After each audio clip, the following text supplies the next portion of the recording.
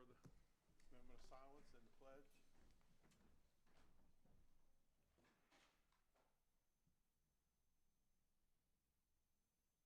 And now the pledge. I pledge allegiance to the flag of the United States of America and to the republic for which it stands, one nation, under God, indivisible, with liberty and justice for all.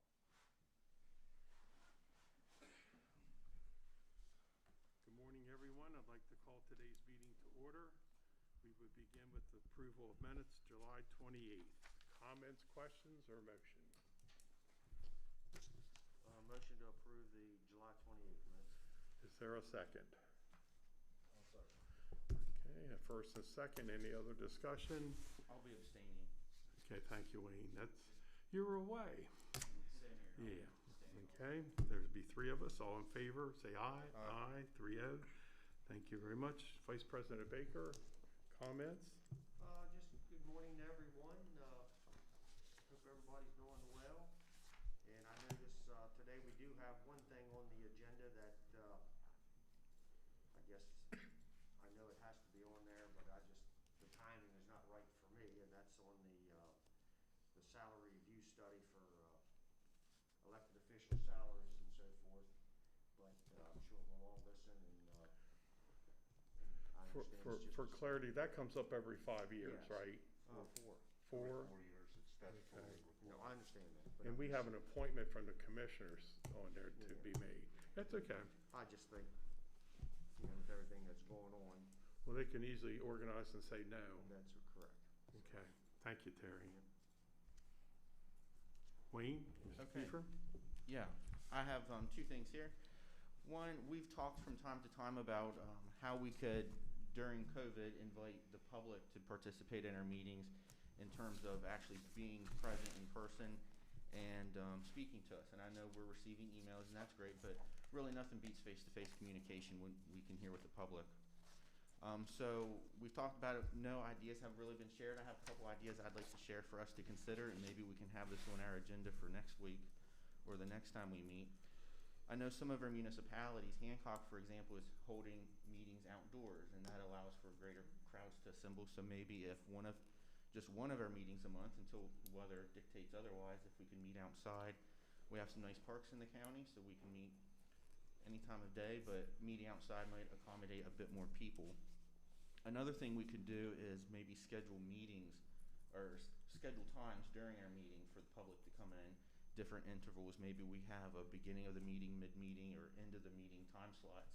That way people aren't conversing out in the hallway, but that would still give an opportunity for the public to come in, and we could limit maybe 5 people per meeting, for example. So that could be a way we can bring those the public in. So I would like for us to consider those.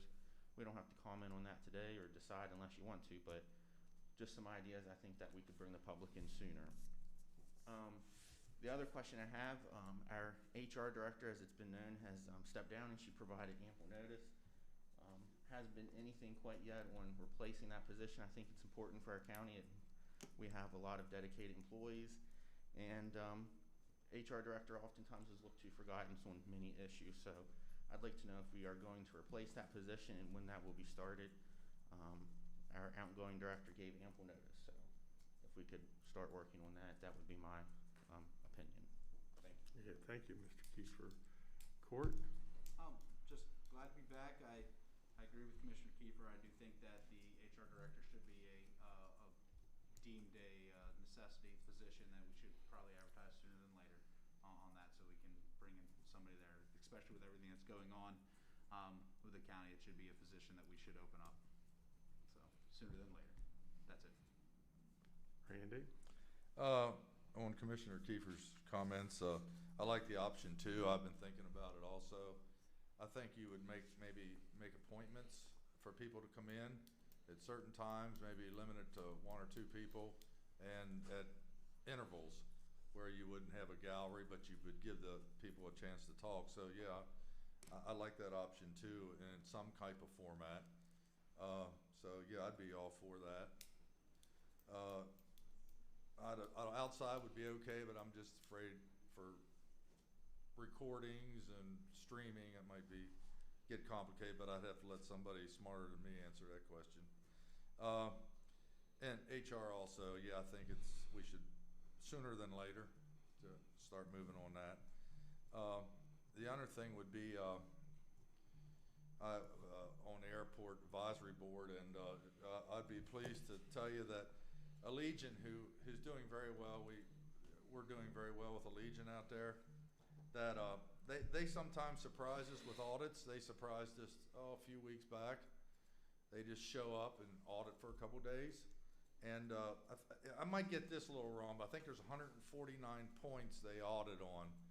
And our crew at the airport scored a 99%. So that's amazing when you're surprised by audits with incoming and outgoing flights of Allegiant. So I think they deserve some kudos for that, because that's pretty hard to get 99%. I never saw too many 99%. So that's all I got. Okay, you got a lot. You got a lot of 99% on testing in school. Oh yeah, sure That's did, what I Terry. Sure did.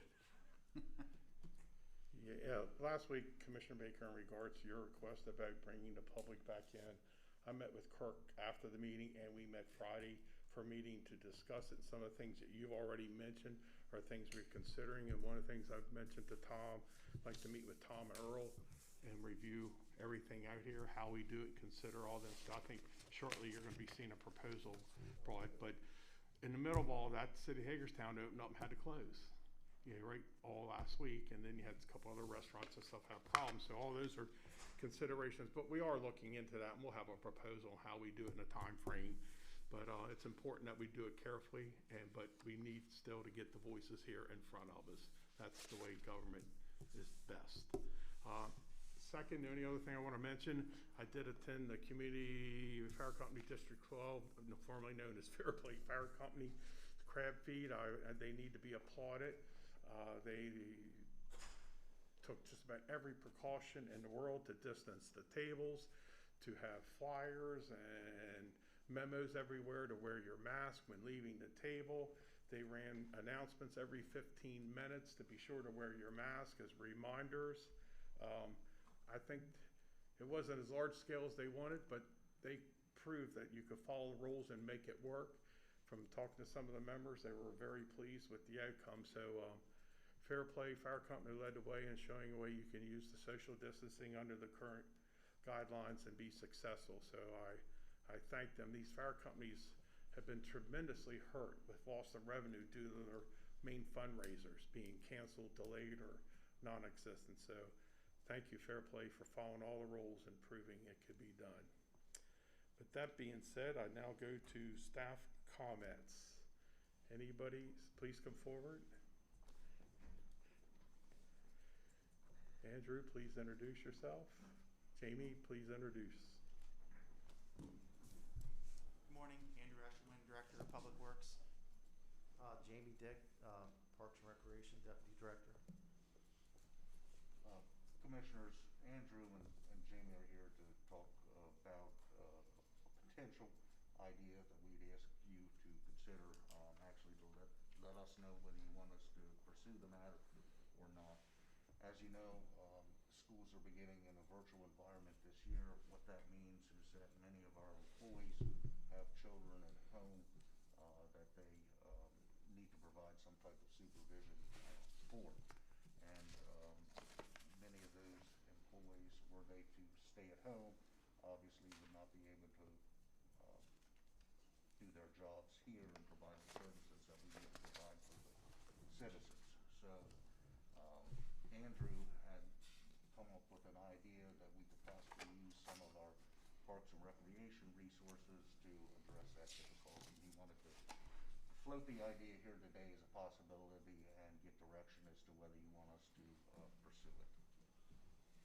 So as Kirk mentioned, once Washington County Public Schools announced that there was going to be a distance learning platform, and that distance learning platform would be really a live stream from 9 to about 2:30 or 3, and no longer basically recorded videos and things that were kind of the format in the spring. It did present a challenge for a number of essential employees. and then thinking about public works staff, emergency management, sheriff's department, some of those other departments who we expect, those employees to be present and don't have the opportunity to telework. What was their solution going to be? We got to thinking, now that our summer camp program has wrapped up, is there a possibility to use some of that personnel to establish a student learning center? Basically what that would look like is a supervised location where the students would have access to internet and any resource necessary for them to complete their learning. We would provide staffing to oversee that and assist the younger ones with any technology needs or problems that they would have. It would probably operate during work hours from, say, 7 to 5 or so.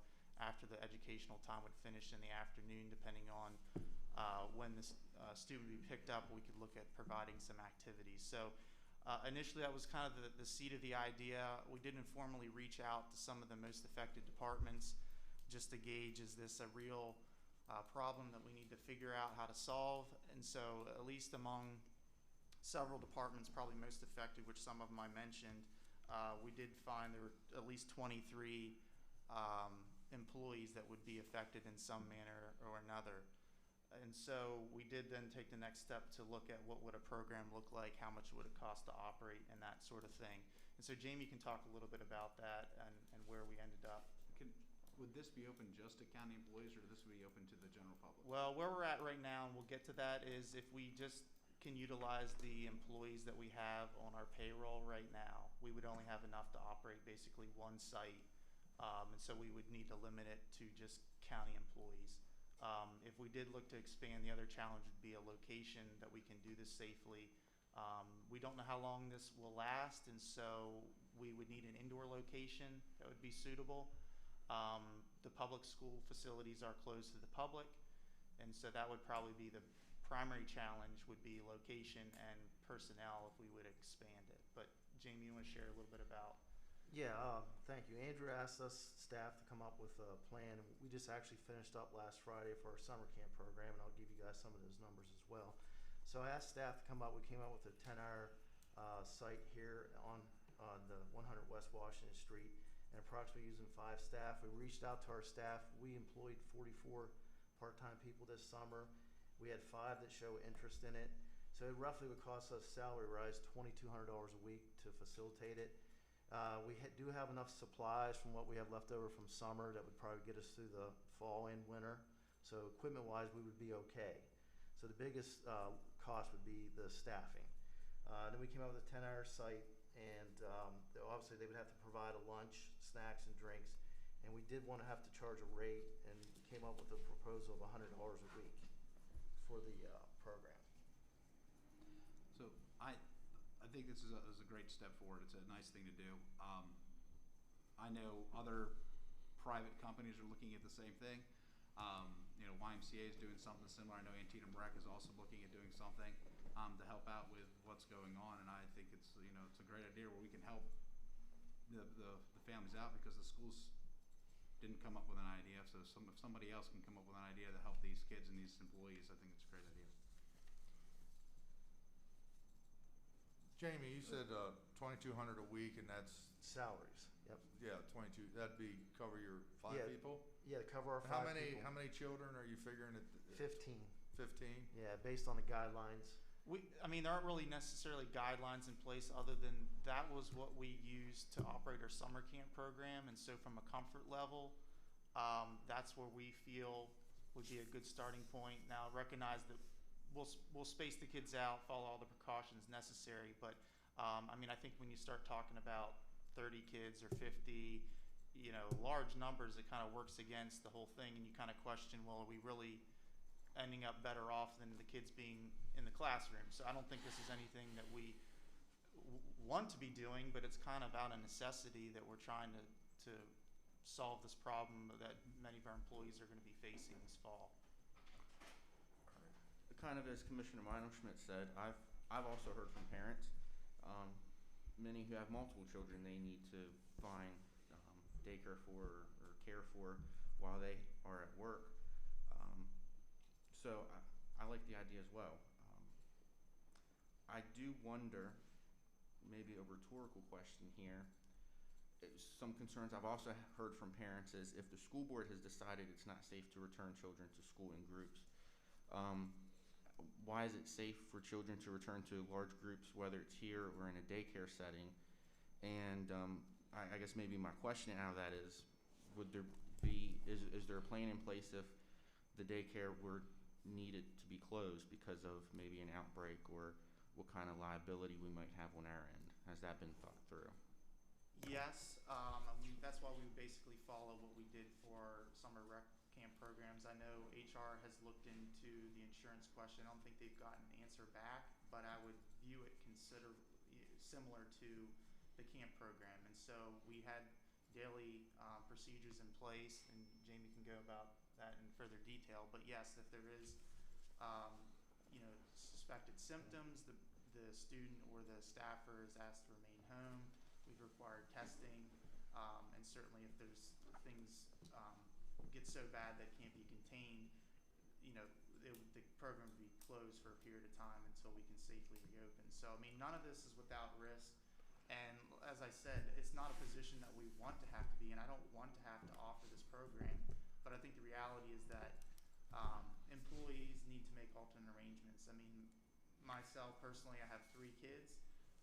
I've already made other arrangements, so they would not be using this. So there's a reality that they need to be somewhere for me to be here at work, and there are another number of other county employees that are facing similar situations. Okay, is this something you need to just get us consensus and bring I back for think more so. formal? I I'm not mean- ready to vote on any of that today, so you just want a consensus? Well, I mean, given the schedule, this came up recently, that's why they're here in staff comments Yeah. rather than an agenda item. Given the time frame when school starts, they need an idea of whether they should continue to explore the possibility. I just wanted to know, we just wanted to know whether the commissioners wanted us to proceed I with need to know the exploring the additional cost. Now, this is for our county employees? Yeah, the cost. I mean, yeah. So I'm playing devil's advocate, I'm stealing a word from him. So we're using tax dollars for a daycare system that's not open to the public, only our employees. No, they're gonna pay for it.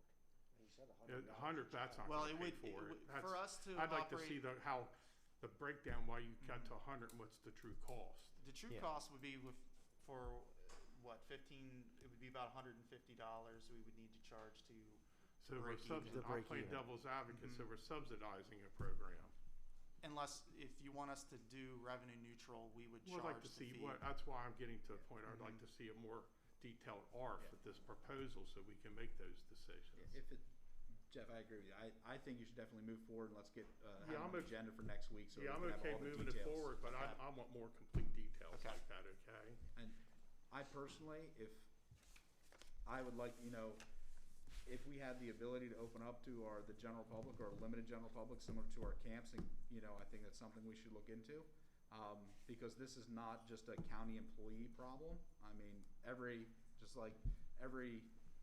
employee problem, that's out there, what they're gonna do with their kids. And that's my point, should this be open to everybody since we're subsidizing? So I that's mean- why I'd like to see that report. Well, I think the And question would be, practical. when you get the report, see if we can, and I agree with pretty much everybody here, when you see is it buildable? Billable and buildable. I mean, if a county is, I'm with Jeff, somebody's gotta do something, nobody's doing anything, so I like the whole idea. But is it buildable to bring in, even at a fee, to try to be neutral? Is it buildable to bring in outside when needed? Is that, at this point, it sounds like you initially had 23, now we're at 15.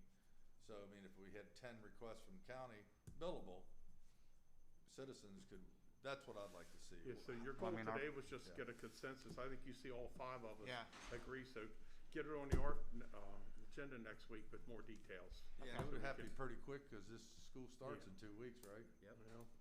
Yeah, so. And Could you- also, oh, go ahead. Can you gear up that quick if we decide to move forward?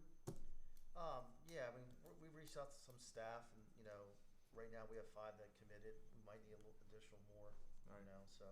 But, yeah, we're definitely, we just came off the 7-week program, so we can put it up in place in a few weeks. There you go. And also, what would be the possibility, because I'm sure there's a lot of people out there that would just love to volunteer to help kids. Why do we have to pay everybody if we can? Well, they have background checks and Yeah, everything to go there's through, yeah. licensing Mhm. Yeah, there's a lot of requirements for that. All right, well, there's your assignment, and Come up wish with you luck. reasons why Okay, no one do you want to volunteers. give a brief update? Yeah, Andrew wanted me to give you just a brief I still update, like the Jeff. idea of volunteers. I don't think there's anything wrong with doing some background checks and possibly seeing if there's some volunteers out there that would like to help our community and our kids, because I think there's a lot of people out there that would love to volunteer. Okay, we'll look into it, Terry. Good quality. Yeah, we just finished up our summer program. It was a challenge, but I think staff did a great job, so I just want to give you some numbers. So we, obviously not being able to use the school system, we had to kind of pivot, and we opened up a camp up at Clear Spring. We used Dallas Woods Park, Regional Park, and Marty Snook Park. In the 7-week program, we averaged 87 kids a day, and we had 532 kids participate in the 7-week program. Some of them used it for a week, some of them used it for 2. So we're real excited about that, and we had 44 employees work the program. And then our swim lesson program this year over at Marty Snook, we had evening and day lessons. We had 90 kids participate in the swim program over at Marty Snook Pool, so that was a good thing. So we had a good summer. It was busy, and we got our fall schedule is going to be out here in a few weeks, and obviously we had to improvise, not being able to use the school system, so we're still going to continue doing outdoor programming. And we reached out to the Chewsville Community Center. We're going to be using that as well for some programming. And right now, we're going to be using the College Arc as well for our Tuesday, Thursday, Saturday morning programming as well. Hey, I just had one question. What's the average cost for day camp for someone to come to day camp? Ours was $75 a week. Okay, thank you. All right, thank you very much.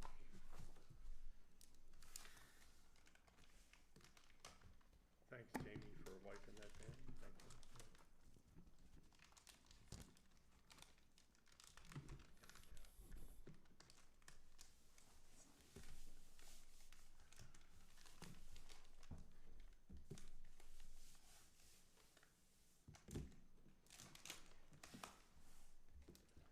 All right. Any other staff reports from the gallery?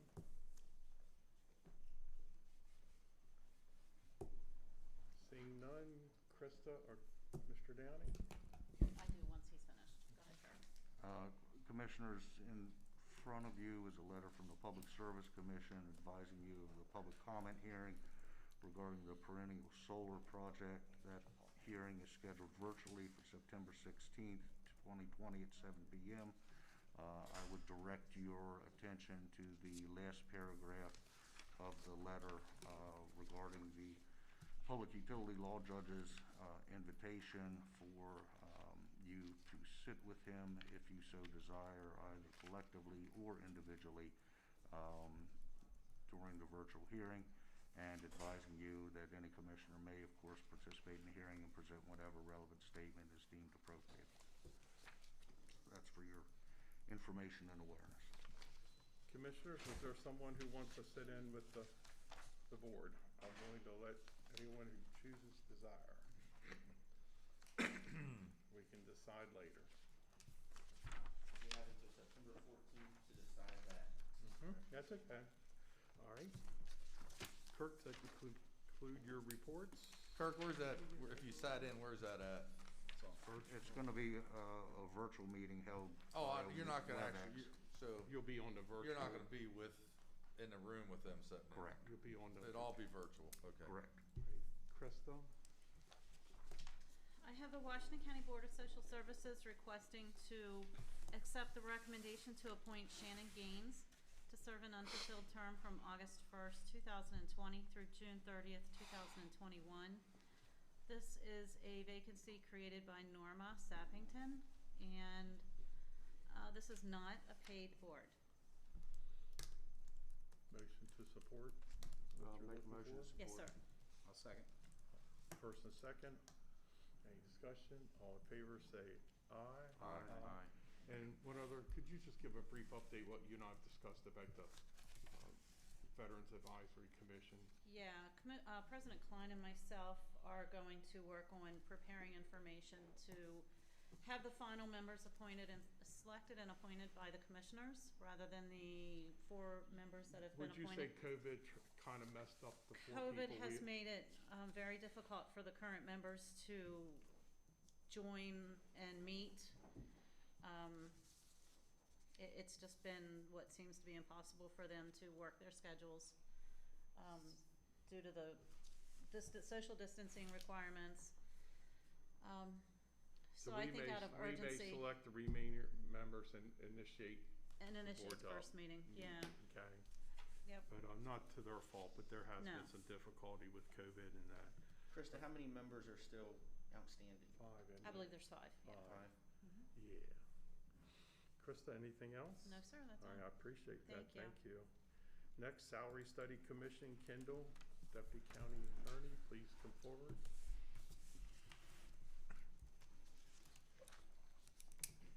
Before you begin, Kendall, may I ask the question? This board, Salary Commission, does more than just the commissioners. It's a series of other boards, correct? Or is it just- That's a series of other positions, including, Because that might help what Mr. Baker's talking about, that this board oversees others, Well, no, not I knew just. that. Okay, Yeah, all right, I I'm was sorry. referencing, I just thought, I for got me, you. the timing. You know, with Okay, I was everything just going trying to on. accommodate you with a complete answer. Thank you. All right, Kendall, I'm sorry to interrupt you. including the Board of Education members, the liquor license commissioners, which is the liquor board, the orphans court judges, the sheriff, and the treasurer.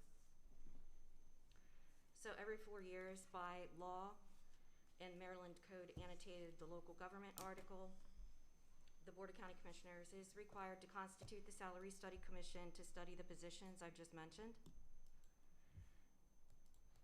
The statutes require reaching out to specific organizations which are listed in the ARF. That has been accomplished, and the listed individuals for each organization there have been vetted as far as the statutory requirements of being county residents, registered voters in Washington County, who have voted in at least 2 elections in the previous 4 years, one of which election must have been in a gubernatorial year. And the individuals also may not be elected officials or employees of an official whose salary is understudy. Today, the commissioners will need to consider the appointment of the individuals who have been recommended by the organizations, as well as determine an at-large appointed Washington County resident who must also meet the requirements that I just listed. There are 2 organizations who have failed to make recommendations. Those positions will be filled by the commission itself once it is constituted. By statute, the commission is required to meet, solicit prospective members from the public, and select by majority a vote of a qualified substitute member, who of course also must meet all of the requirements. So the 2-step process that is under request today is to consider the individual the board would desire to appoint as the at-large member, and then to actually appoint all of the determined individuals to the Salary Study Commission as presented.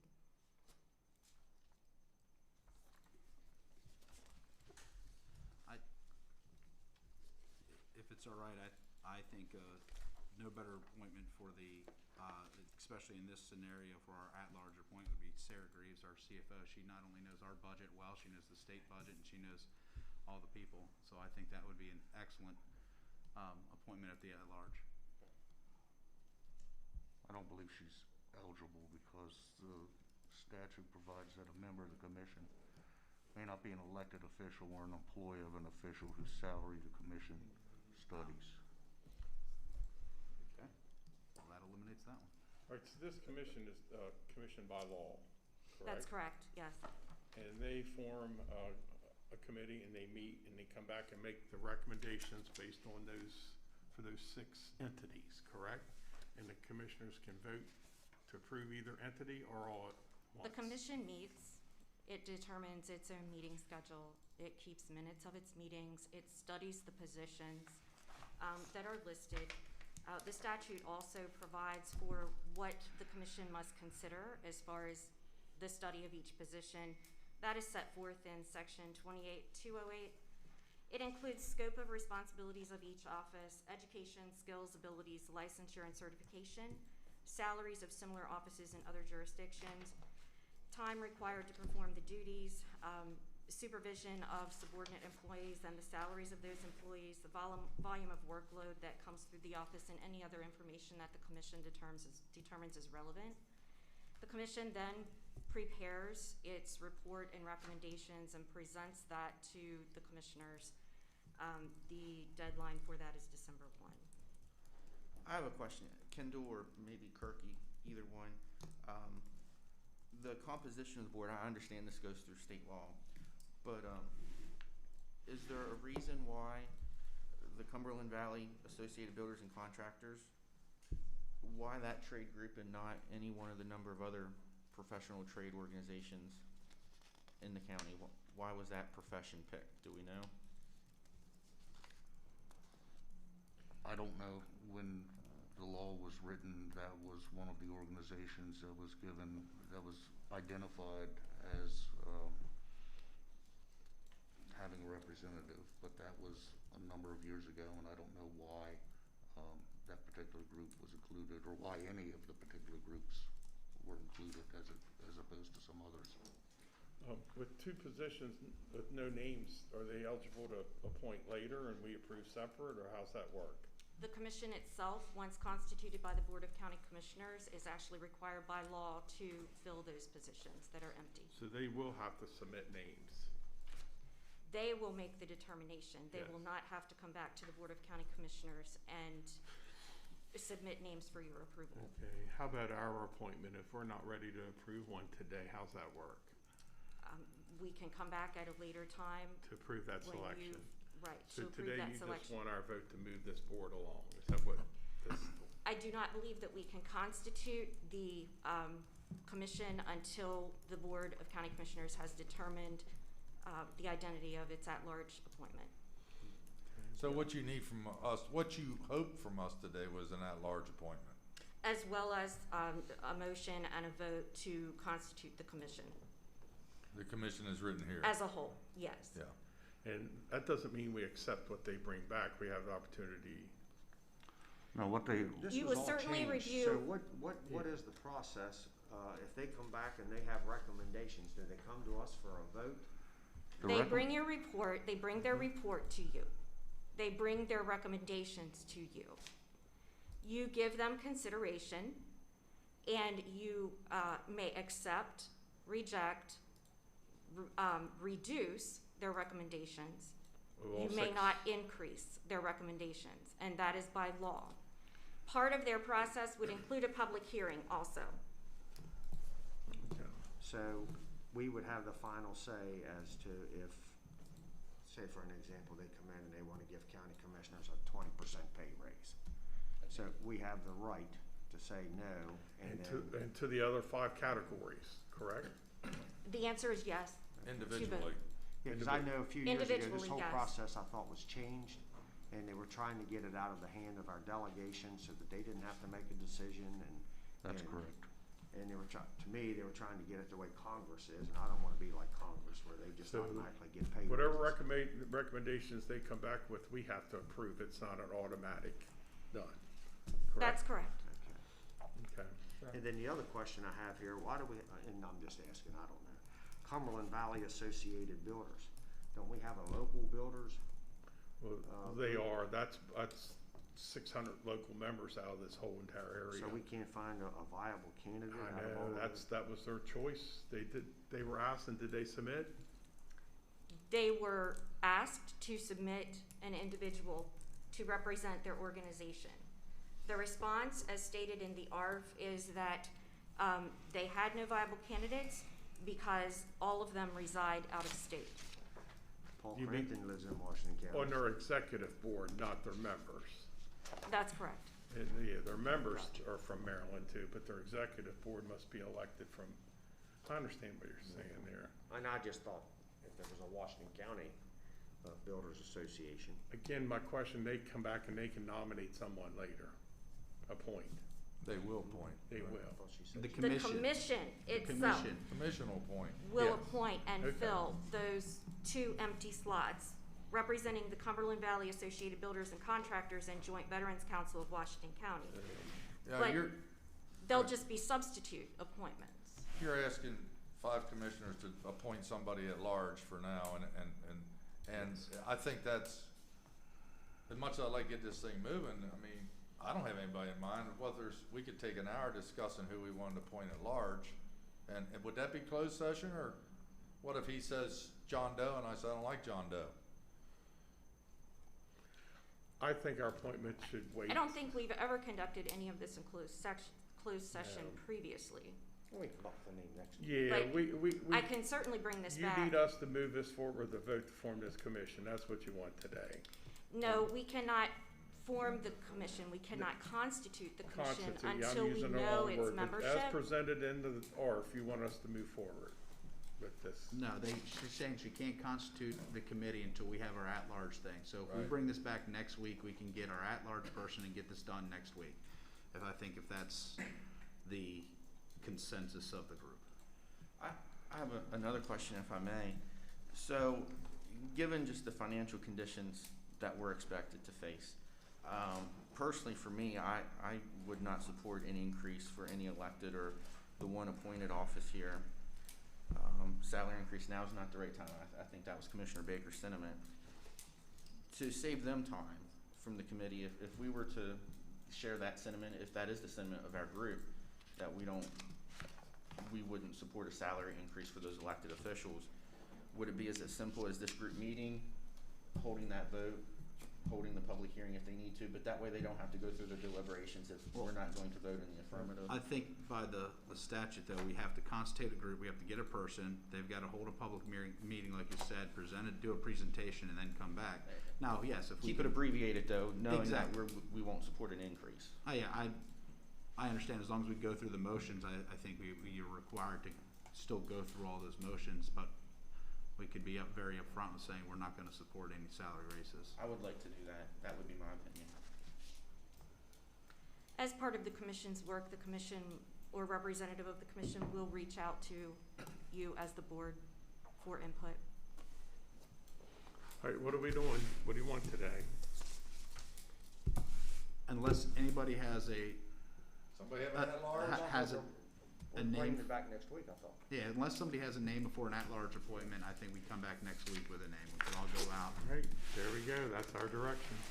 Thank you, guys. Thank you, Kendall. Next up, LLC Conservation Reserve Enhanced Management, Chris Boggs. Please introduce yourself in the matter.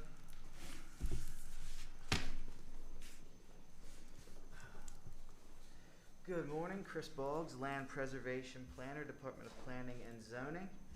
Bring to you the MC 3220 LLC Conservation Reserve Enhancement Program Easement Proposal. And you know, the abbreviation is, it's a CREP easement. This is for a 81.56 acre parcel in Hancock.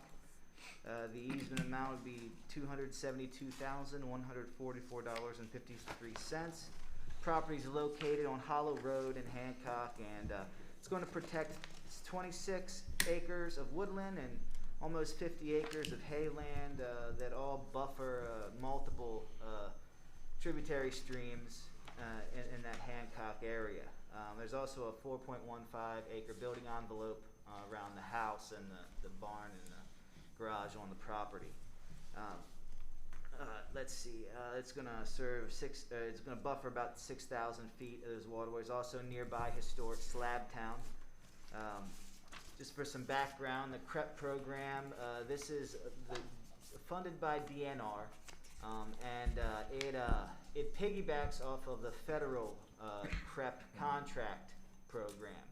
So a property owner enters into a CREP contract through the USDA's Farm Service Agency, which buffers the stream, and then we come back with DNR funding and put a conservation easement over that stream buffer, and also allows us to preserve up to 10 times the amount of that stream buffer area on the remainder of the property to create an easement that preserves the entirety of the parcel. So for FY '21, just like years in past, DNR will accept any proposed easement project for the CREP program. So it doesn't work off of a grant. They use project open space funding, and if they have funding and they like your project, they tell you to move forward with it. So this is one of those projects. We've preserved over 1,100 acres through this program since 2010.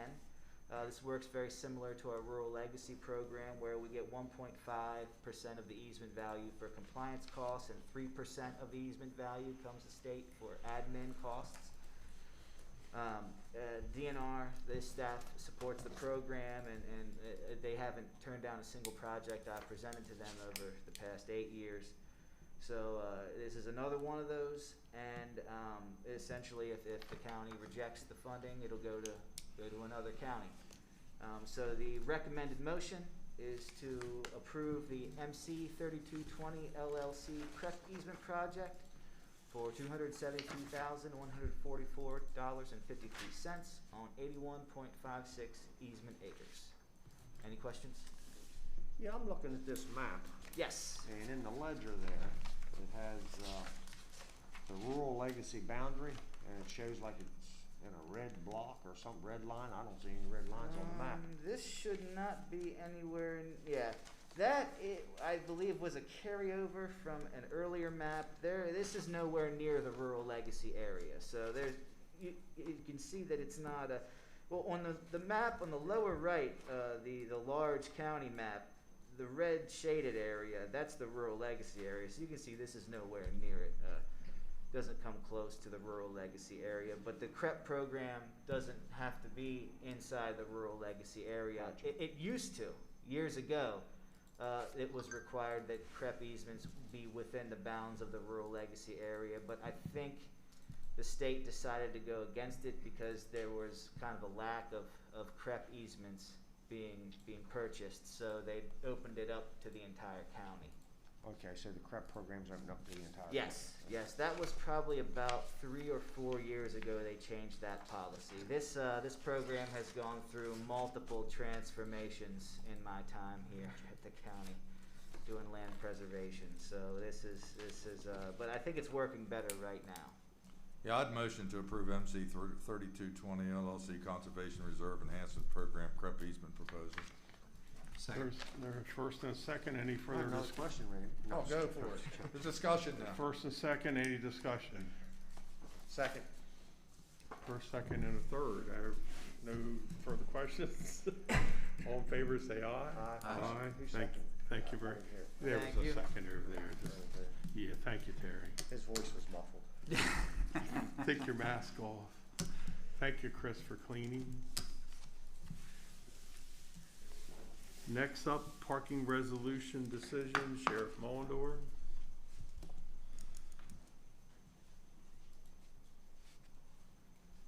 Morning, Commissioners. Good morning. Several weeks ago, I appeared before you. We had a public hearing regarding the new resolution for parking, which increased the fees from $24 to $50. It also changed some language about how we flag parking citations, which is done digitally through the MVA. Previously, it said that we did that through the Hagerstown Police Department. That had subsequently changed. So we're here today to ask for your vote and approval for the parking resolution. I know there was some discussion about increasing it, and I'm not sure where you stand with that. So That was a public hearing, so I guess if we wanted to increase it from 50, we'd have to have another public hearing, right? you would. Yeah, okay. So we'll accept the 50, and then if we decide we want to move it We come to back. 100, then we'll just have, Yeah. better. See how it works out, I guess. Kirk, I believe I was absent during that public hearing, so would it be appropriate if I were to not take part in this vote? Yeah, unless you had gone back and reviewed it. I have not. Okay. Okay, thank you. You should probably abstain. The only thing I would say about increasing it is, we have to print new parking citation books. So if you have that intent, I would do that relatively Public soon. hearing, And you can let me know gotcha. that so that we don't print and then come back and have to print again. Sheriff, who collects the I'm sorry? revenue? Who collects the revenue? That goes to the county, To the county? yes. And how many citations, or tickets did you say you write down there a year? There were 229 in Sandy Hook and there were 89 County? over Just the county up to that point. Yeah, I was just interested in Sandy Hook. Okay, Commissioners, you want to move forward with the current resolution? It sounds like if there's a consensus to set a higher fee, the practical thing to do may be to hold off on approving this, schedule it for another hearing, and then move forward at that time, so he doesn't have to print a lot of. Well, if we say give it a trial period, you can come back and tell us how it worked out. If they're still just taking their $50, paying it, and they're parking anyway, then it needs to be more money. But what If it's deterring that, a year from now, how many tickets you print up a year's worth or 10 years worth? It depends on the price, you know, what proposal we get, but we can work around that.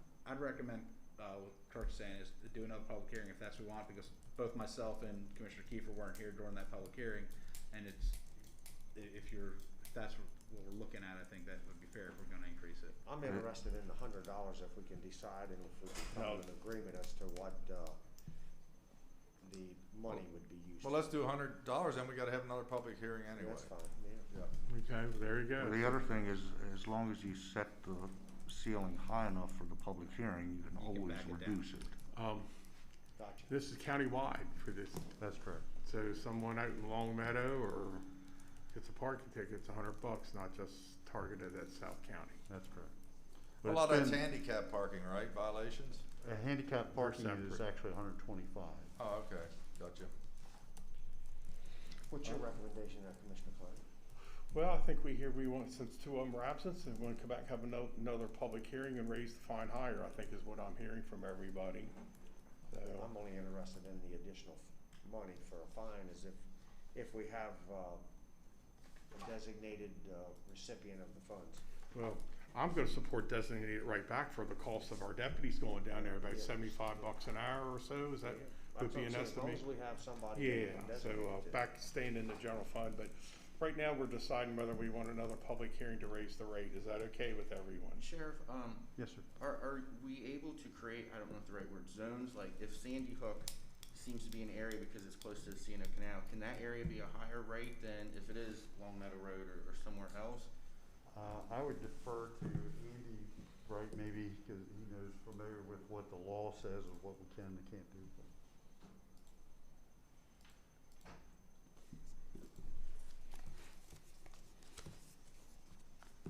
My understanding, the enabling statute would say that the citation has to be uniform throughout the county, at least for the same violation. Certainly a different violation, like parking in a handicap spot, that is handled differently in the ordinance already, and it's provided for in the enabling statute. So it's currently at a higher rate than the generic parking violation for just parking in a no parking zone. Is this something with that legislation that we could designate Sandy Hook a different area so that that spot would have a higher? I'm assuming we'd have to post signs up saying that, parking violation is this, Sounds like you'd have to go back to the legislature to have it changed.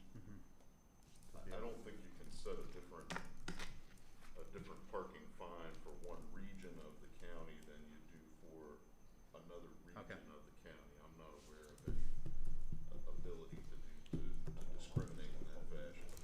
Certainly if there were a different parking violation, maybe parking out in the roadway as opposed to in a no parking zone on the shoulder, I think you could set up a different class of violation for that.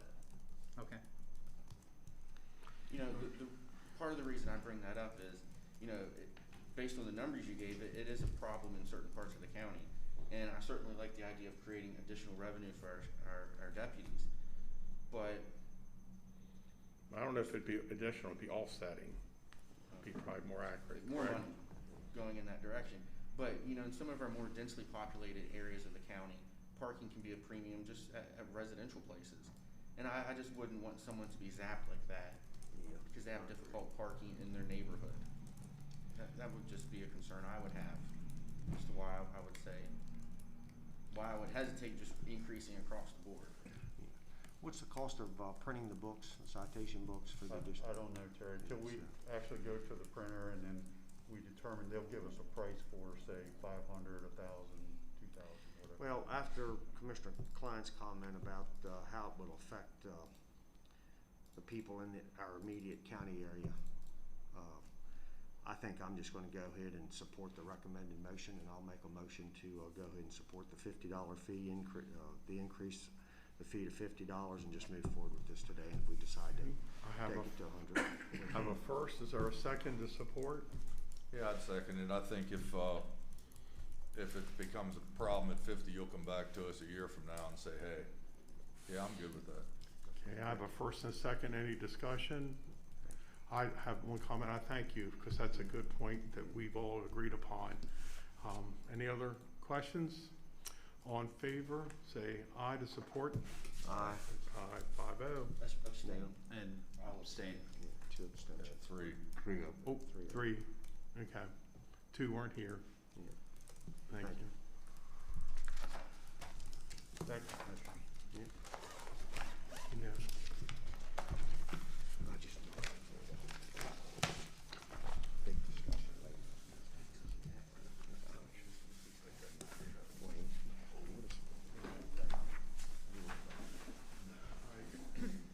Thank you.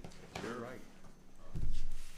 Next up, Board of County Commissioners Annual Goals. Kirk Downey, Interim County Administrator. Please introduce the matter. Commissioners, each year the board, and in fact each of the board's departments and divisions of county government adopts goals for the fiscal year. These goals are used for planning purposes and for inclusion in the county's budget documents, particularly the budget document that is traditionally submitted to the Financial Association and has traditionally resulted in our Department of Budget and Finance receiving an award. For the commissioners, we wanted to propose some goals, open it up to discussion, and have you authorize a set of goals as the goals for fiscal year 21 and for inclusion in that budget document.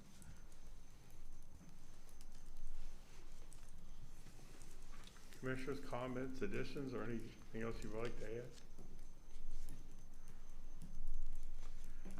No? I think Mr. everything Downey? on here is a worthy goal with the conditions that were set forth right now. We can always add to these too. Yeah, I mean, they're not a straitjacket. This is aspirational, obviously. Okay. Nor does it reflect everything I'm sure the board wants to accomplish this year.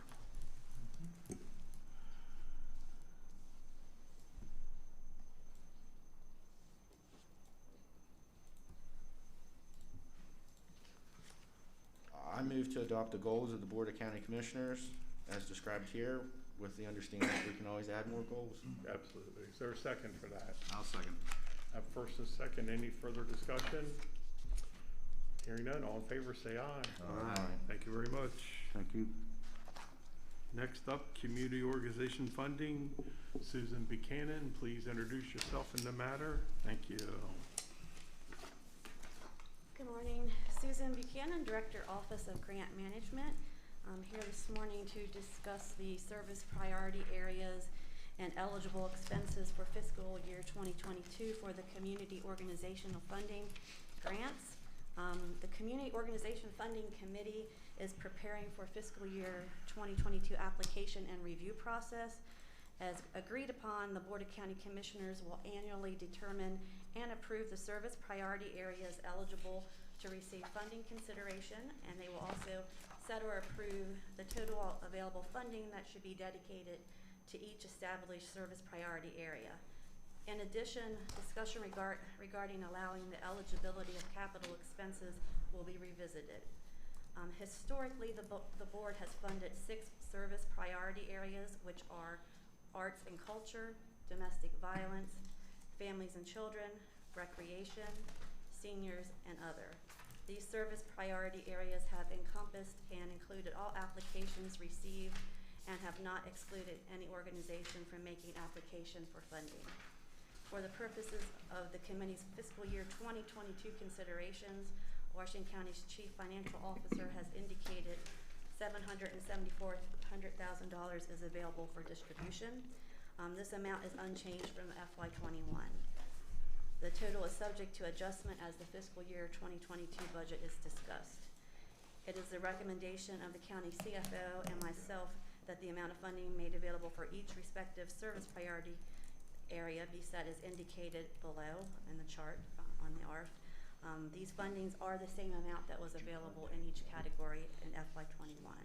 Those were arts and culture, $107,810, domestic violence, $306,900, family and children, $255,380, recreation, $27,000, seniors, $67,110, and other for $9,800.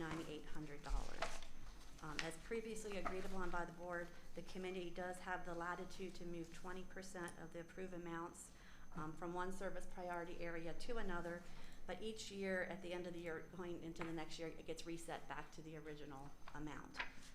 On October 22nd, 2019, the board did consider inclusion of capital expenses as eligible costs funded through this grant program.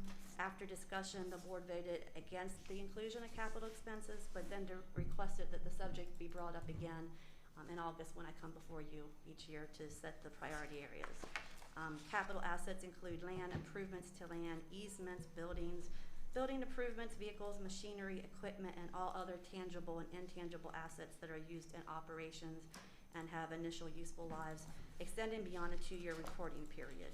Currently, these types of requests are not eligible for funding from the community organization funding grants.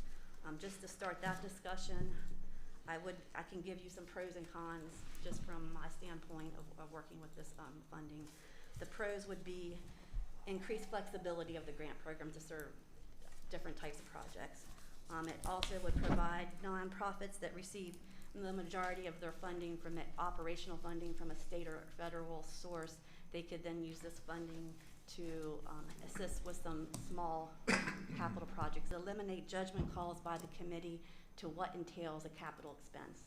That's been some discussion during the meetings that sometimes it's a fine line of what they determine of what they think is capital expense, and that could change as the committee changes over time. Cons would be the community organization funding is set up to have quarterly disbursements. So when you have a capital project, that typically doesn't work well with that type of disbursement schedule. It could also potentially increase the amount of requests that we may receive through this program, or the dollar amounts requested, and with a set amount of funding, that would just result in organizations that have normally been funded, they may have a decreased award, or there could be more denials. And then the funding is restricted to 1 year, so there would be the concern that perhaps the funds for a capital project couldn't be utilized and the project done in that time period. I'm glad to answer any questions, or my we can even comment look would at be, different if you parts. fund a capital project and their operational money didn't come in fully from other sites, they fold and they got a truck with no That's operational, no another one part. running it. Right. That's my reason why I think we've always supported operational only. So that's just a comment. So commissioners, we have proposal there, comments, questions? My only concern, and I know it says here the chief financial officer indicates the 774 is available for distribution. I just want to make sure that, that's not set in stone at this point. We don't know where our budget's going to be. So I just want to make sure that that's there, because things could be decreased, doubtful increased, but hopefully it stays the same. The way this funding does work is it is part of the budgetary process and subject to everything that any county budget would be. Exactly. So it's always Currently, it's recommendations budgeted. only until you have a final vote in May. Yeah. So So- I just Okay. want to, Yeah. because we don't know everything where this current fiscal year's at, so I just would want to caution everybody.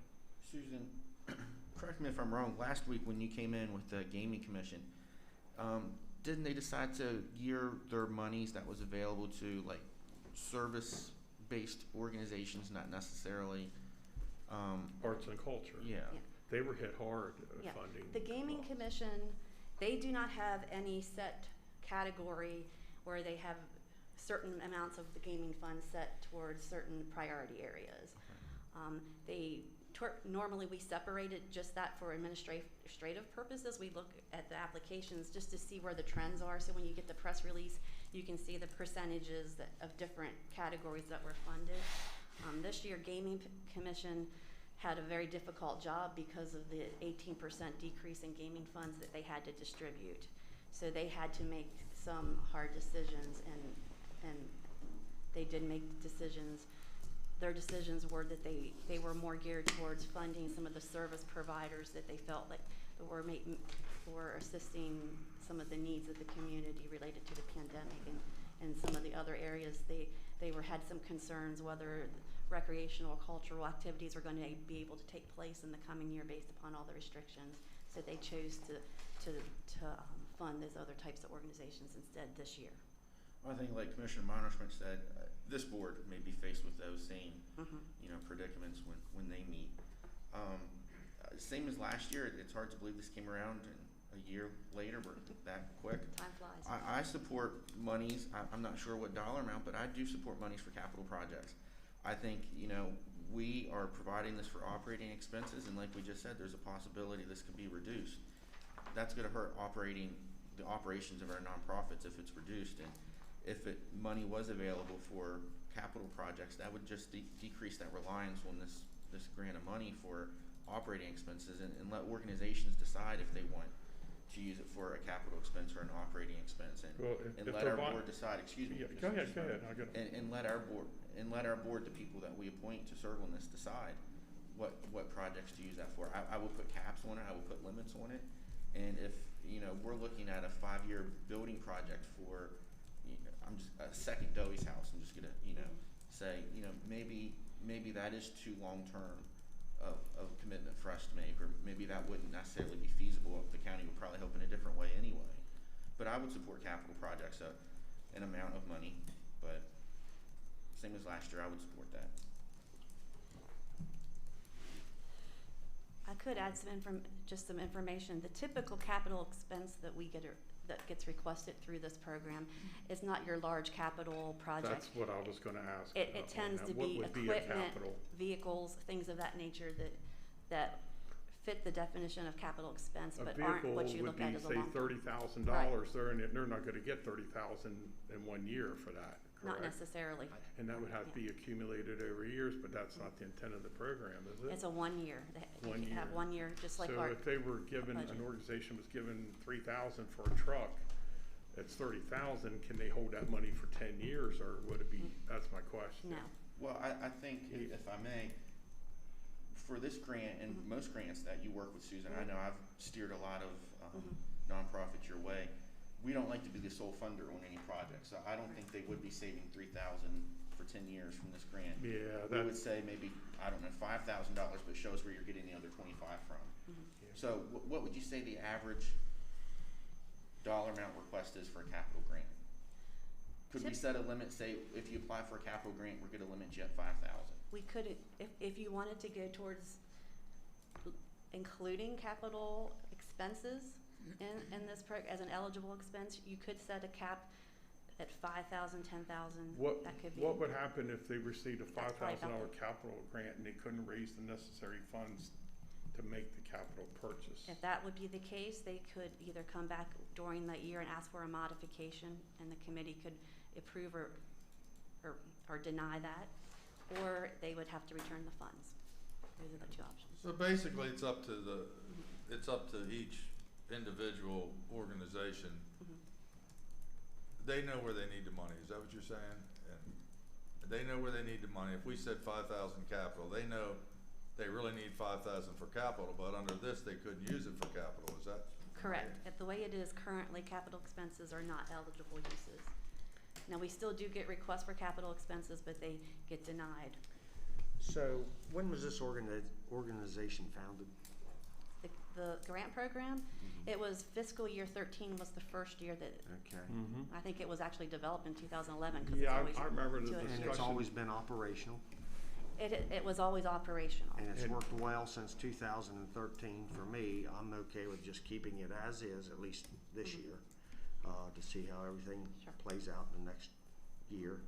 And, you know, for me, I'm interested in just keeping it as is, Okay. just for operational money. One more comment, I know some of our nonprofits have had to spend a small chunk of money on items like computers, so their employees can work remotely but still serve, you know, whatever population that they serve, out from their home.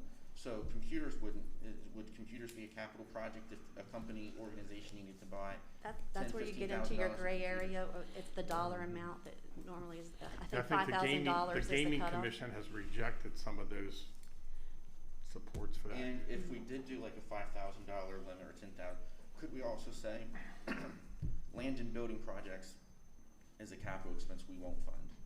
We could include that if it was And that would be approved today. pretty cut and clear, so that we could cover capital, but not those big, large, long-term projects. All right, we have discussion on the floor. Terry wants to keep it the way it is. Is there any motion for that, or Wayne? Is the capital, how many requests are made every year for capital? Just take a guess. It's usually just a handful, I would say maybe 5, Well, and a lot of times it's part of But a. that will of- increase. But once they already know have they the- can't get it, they're making the request anyway. Exactly. I think sometimes they don't understand the don't capital, know. the definition that what they're asking for is a capital, especially when it's something like equipment. So my thought on this is I 100% agree, if we do this, it should not be done for land at all. But I think we should exclude that. I don't know if this is the correct year to do it, because if we do cut it, we have a lot of people already worrying about operational funds, and if we do add capital into it, it will decrease the operational impact, or if we decrease the amount. But on the same side, my thought of why I supported this last year on capital, if you're looking, I'm just going to use the Boys and Girls Club. If they needed more basketballs or a basketball hoop or something like that, these little, things like that they can't use this money for that. And that's a capital expense that, those are the type of things that I was thinking of. Yeah, Not, but they have other options too. This Oh. isn't denying that they can't get a basketball. no, 100%, but that's Okay. what I'm saying. That was my thought of the capital, is those smaller capital things that just giving them access to. But at the same time, I Could don't that know come- if this is the right year to do it because of COVID and the operational expense, and this money's not increasing. I think I'd motion to keep it the same as written. Second. I have a first and a second. Any further discussion? All in favor, say aye. Aye. Aye. I'll vote in favor, just for a comment if I could. The premise of the program is great. There's nothing wrong with that. So there's no reason for me to say no. But I think it could be better, and we could better meet the needs of those organizations that apply. I fear that by not giving an option, we are forcing our nonprofits to apply only for operating grants, and this may not always be there. So we could potentially set them up for failure at some time. My only concern. I agree with that, that statement. I would hope that when we increase this funding some years down the road, that we'd be able to, when we look at those increases, we can look at capital funding at that point. So, Okay. but at this point, I don't want to hurt anybody that is dependent on this money every year. All right, thank you. So- Any other comments? Just clarification for the record, the motion essentially was to approve the community organization funding service priority areas as presented. Yes. Okay, thank you, Susan. Thank you, Commissioners. Thank you. I now need a motion to go into closed session. Make the motion to go into closed session. Is there a second? Second. Yeah, and a comment, Go ahead. I have an appointment, so I won't be participating in closed session today. Okay, thank you, Terry. All right, second go into closed session. Did somebody second it? Second. All right, all in favor say aye. All right. Aye.